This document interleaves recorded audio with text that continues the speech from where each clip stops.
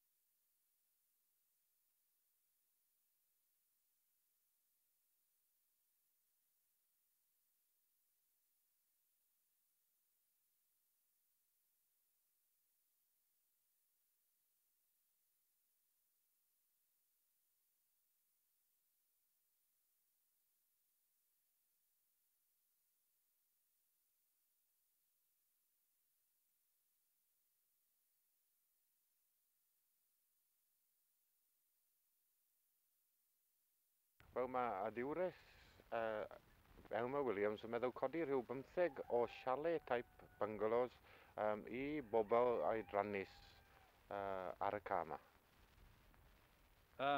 I bobl oedrannus ag anifeiliaid ganddyn nhw, ia? Ia, na'r peth mwyaf.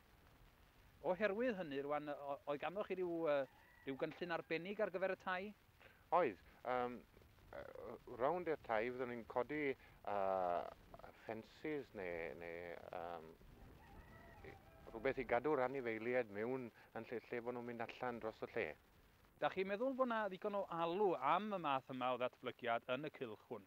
Wel, oedd Miss Elma Williams yn dangos 45 llythyr i fi. Mae wedi gael nawr o wrth dynion oedrannus yn yr ardal hyn sy'n llefydd yr un peth ar hein. Oes na ddim peryg mae Saeson fydda'n dod yma yn unig i ddiw, da chi'n meddwl, Mr John? O na, wy'n mynd teimlo hynny. Fel o'n i'n gweud nawr, y llythyron yma wedi dod o bobl yn yr ardal yma. Wy'n gwybod bydd rhai o Saeson yn dod mewn rhywun peth, ond gyda'r boblogaeth yn yr ardal hyn, wy'n credu bod hwn yn beth da i gael mwy mewn yn yr ardal.